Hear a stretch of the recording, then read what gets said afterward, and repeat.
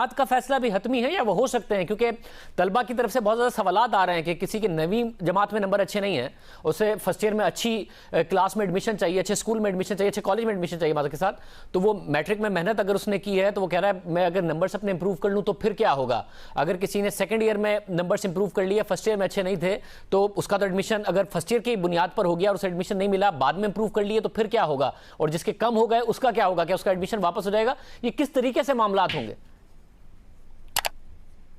لیکن یہ ایگزام کا بھی بڑا مشکل فیصلہ تھا، ہم نے بڑی اس کے بعد ڈیلیبریشن کی، بڑا سوچ بچار کیا، اور وہی یہی تھا کہ اگر ہم ایگزام ہمیں ڈیڈ لائن تھی کہ ہم نے ایگزامز کو جولائی تک، مڈ جولائی تک یا جولائی تک ختم کر پائے، کیونکہ ادروائز یونیورسٹی کا جو سیمیسٹرز ہیں، باقی چیزیں ہیں، وہ سارا کیلنڈر جو ہے وہ ڈسٹرب ہو جاتا ہے۔ تو ہم نے بڑا غور کیا اور ہم نے کہا کہ جہاں پہ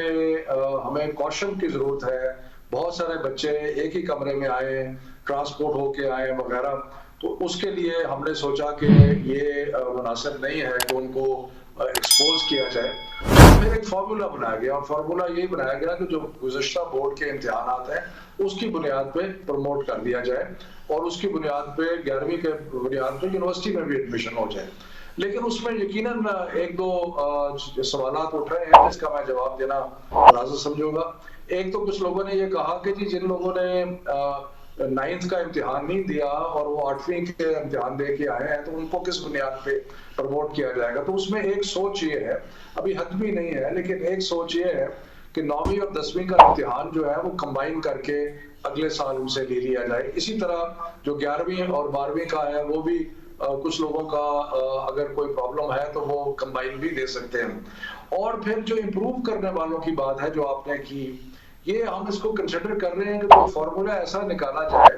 کہ جو لوگ اپنی پوزیشن کو امپروو کرنا چاہتے ہیں وہ اتنے زیادہ نہیں ہیں، بڑے تھوڑے ہیں، لیکن جو کرنا چاہتے ہیں ان کے لیے کوئی طریقہ بنایا جائے کہ وہ بھی امتحان دے سکیں۔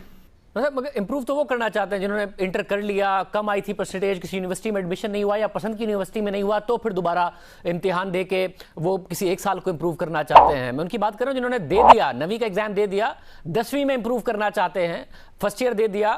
سیکنڈ ایئر میں امپروو کرنا چاہتے ہیں، ان کا کیا ہوگا؟ اگر کسی کا اچھے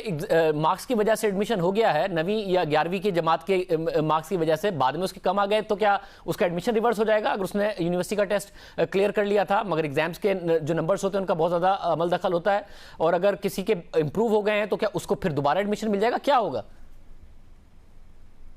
دیکھیں جو کہ پروفیشنل کالجز ہیں ان میں تو زیادہ تر اپنے ان کے ایگزامز ہوتے ہیں، وہ اپنے انٹری ٹیسٹ لیتے ہیں، باقی چیزیں کرتے ہیں، اور زیادہ جو ویٹیج ہے وہ انٹری ٹیسٹ کا ہوتا ہے۔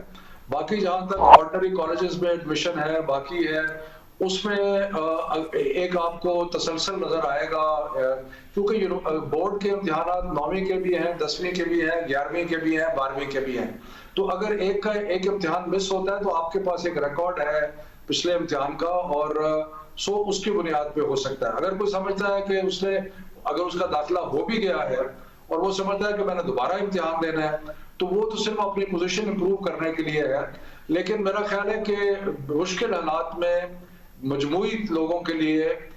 فیصلہ کرنا جو ہے وہ یہی تھا۔ باقی بیچ میں کچھ انیملیز ہیں، ان کو اگلے چند دنوں میں ہم بیٹھ کے جہاں کوئی گنجائش ایسے چند لوگوں کے لیے جو کہ اپنی پوزیشن امپروو کرنا چاہتے ہیں، یا کوئی اور ایسی چیز، یا پرائیویٹ سٹوڈنٹس ہیں یا کوئی ایسی چیز ہے، یا جن کی سپلیمنٹری آتی ہے جو کہ ایک آدھے مضمون میں فیل ہو جاتے ہیں، تو اس کو ہم اسٹڈی کریں گے، دیکھیں گے کیا طریقہ نکل سکتا ہے۔